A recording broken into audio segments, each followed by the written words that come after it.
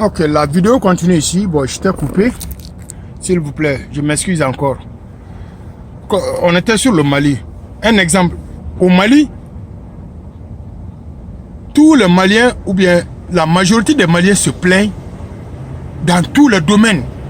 Le président n'a pas pu faire ça. Le gouverneur n'a pas pu faire ça. Le gouvernement n'a pas pu faire ça. Mais voyons réellement, revenons à nous-mêmes. Si ta famille n'est pas bien gérée, est-ce que c'est le chef du quartier qui doit venir te donner des signes ou les moyens pour pouvoir bien gérer ta famille? Parce que nous avons des mairies, nous avons des organisations dans nos quartiers. Mais comment on paye nos impôts premièrement? Dans tous les pays blancs, je vous dis comment gérer un pays, hein. Dans tous les pays blancs et dans les normes, il faut que nous arrêtions d'accuser nos gouvernements pour des choses que nous, on devait faire. C'est-à-dire nos impôts doivent être collectés et doivent être gérés par la mairie. Il y a l'impôt local, les impôts de la localité, qu'on doit déduire ça d'abord de l'impôt collecté. Il y a l'impôt de la région et maintenant il y a l'impôt du pouvoir central. Par exemple, comment faire nos routes, comment ramasser nos poubelles, comment bien gérer nos marchés, comment bien gérer nos fossés, les voies publiques et les terrains de foot, les coins de sport. Mais soyons objectifs. Est-ce que nous, on paye nos impôts normalement? Et comment on fait nos impôts? Je vous donne une chose facile. Voilà, par exemple, dans mon quartier, je peux connaître quelqu'un, j'ai des connaissances, qui ont 2, 3, 4, 5, 6 ou 10 maisons ou bien plus. Mais ils sont logés seulement dans une seule maison, mais les autres maisons sont en location.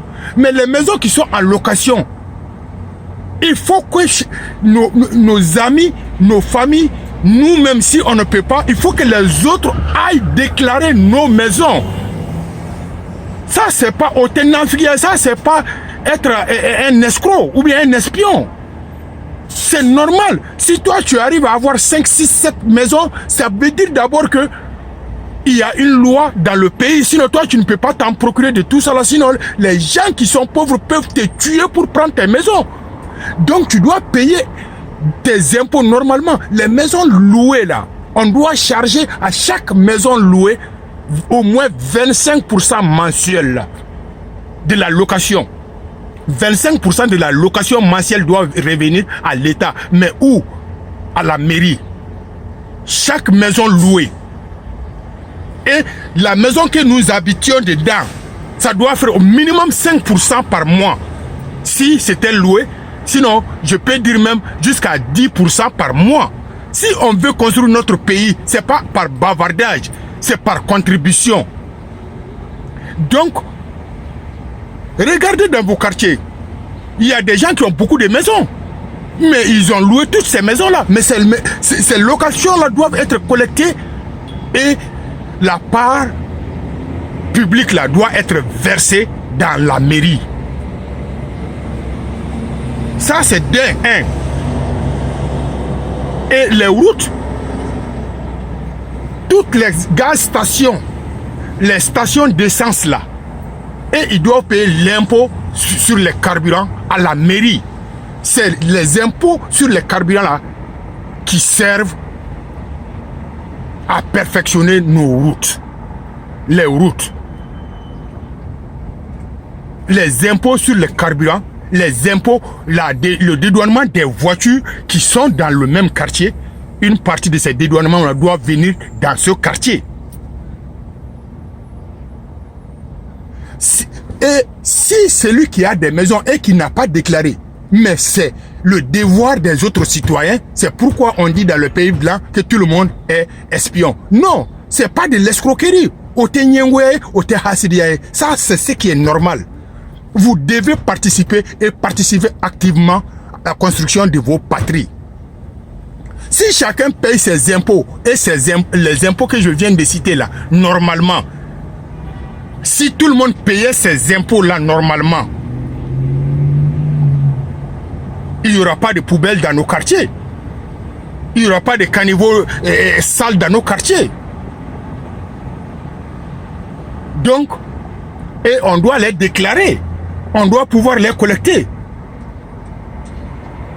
Ça, c'est pour construire nos routes, nos caniveaux. Parce que les routes aussi, on n'a pas besoin que le gouvernement vienne construire. Vous faites des appels d'offres de compagnies nationales ou internationales. Ils vont financer les routes et l'impôt du quartier, les voitures qui roulent dans le quartier, la déduction de l'air dédouanement, l'air carburant, les stations de gaz, et ils doivent payer ça mensuellement jusqu'à un certain nombre d'années, jusqu'à ce que les investisseurs retirent leur argent avec leurs intérêts. Et l'intérêt, si c'est à long terme, on les calcule jusqu'à 3%. Et si c'est à court terme, on fait ça peut-être à 5% ou à 7%. Vraiment, si, il faut que chacun de nous doit s'asseoir et dire la vérité entre nous. Le gouvernement ne dessine pas l'argent. Mais quand aussi tu payes si on collecte tous les impôts et aller donner tout à un gouvernement central, mais nulle part ne sera bien réglé. Parce que quand il y a beaucoup d'argent et que les gens ne savent pas que faire avec, ils vont s'amuser avec. Donc il doit y avoir déduction de chaque quartier de ces impôts, comme dans nos cercles aussi. Quand les cercles vont collecter les impôts, ils vont enlever leur part, ils vont enlever la part de la localité et ils vont maintenant remettre le restant au gouvernement, pour le gouvernement central. Donc, dans ce premier cas, on pourra s'organiser dans nos pays et non toujours accuser le gouvernement. Maintenant, pour le mariage, qui nous devons marier? Est-ce que c'est parce qu'elle est belle, elle s'habille bien, elle a un bon boulot? Non. Tu te maries, il faut pas que quelqu'un qui a, par exemple, la licence, va marier quelqu'un qui n'a pas été à l'école. Il ne faut pas que quelqu'un qui a le doctorat va marier quelqu'un qui a seulement comment dirais-je, l'associé de degré. Vous voyez? Parce que ces gens-là, les deux-là ne voient pas les mêmes choses. Quelqu'un qui va à la mosquée et quelqu'un qui va dans les bars ne doit pas se marier. Je vais à l'église, mon ami va fumer de la drogue. Vous ne pouvez pas vous marier. Je veux que mes enfants aillent à l'école et que mes enfants soient propres à l'école et ma femme ne veut pas se réveiller le matin. Ça ne peut pas marcher. Je veux avoir 2 enfants parce que mes revenus ne peuvent entretenir que 2 enfants. Mais moi, ma femme veut avoir 10 enfants. Mais ça, vous ne pouvez pas vous marier. Je veux vraiment la paix chez moi, dans l'amitié, mais ma femme veut toujours une maison remplie de bobards, de chanteurs, de danseurs. Mais notre mariage ne peut pas marcher. Mais vous ne faites pas de commerçance, ne mariez pas parce que la présentation physique d'un homme ne sert à rien. Chacun représente Dieu dans sa forme et dans ses esprits que nous, on n'arrive pas surtout à atteindre l'esprit de chacun. Nous, on ne sait pas que nous sommes divins. Chacun de nous a un pouvoir divin, un pouvoir exceptionnel là, que nous ne voulons pas exploiter. Revenez à vous-même, votre connaissance là. Un exemple concret, quand tu marches comme ça là, et tu dépasses un groupe de jeunes ou un groupe de vieux ou un groupe de personnes assises, tu continues à marcher, soudain, tu t'arrêtes et tu te retournes. Automatiquement, tu vois quelqu'un qui était là à te fixer. Mais qui t'a dit que quelqu'un te fixait? C'est ton pouvoir divin qui dit que, regarde, ce monsieur te fixe, ou bien cette femme te fixe.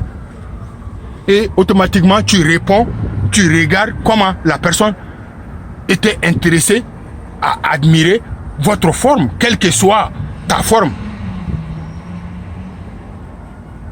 Nous avons tous des capacités exceptionnelles que nous n'arrivions pas à découvrir ou à faire sortir ou à s'en profiter de ça. Parce que Dieu dit qu'il nous a tous fait en son image et d'après sa lumière. Mais ça, c'est dans l'esprit. Mais rare, je peux dire, nous n'avons jamais rencontré quelqu'un qui est réellement fait à l'image et dans la lumière de Dieu. Parce que cette personne-là est capable d'appeler même la colline pour se déplacer, est capable d'appeler la mer pour s'arrêter, est capable d'arrêter le vent, est capable d'interpréter même les chansons des oiseaux, de tous les animaux là. Mais qu'est-ce que nous on peut faire si c'est pas s'auto-détruire? C'est pas que nous avons des ennemis qui nous bloquent, non. C'est nous-mêmes qui nous bloquons. Chacun de nous est son propre problème. Parce que dans les livres saints, dans les écritures saintes, on dit que les autres représentent seulement 10% de nos problèmes. Nous-mêmes, nous sommes à 90% de nos problèmes. Alors, qui est l'obstacle? Réveillons-nous. Essayons de devenir quelqu'un. Essayons de devenir nous-mêmes. On n'a pas besoin d'imiter qui que ce soit. Tout ce qui se sent pas bon là n'est pas réel.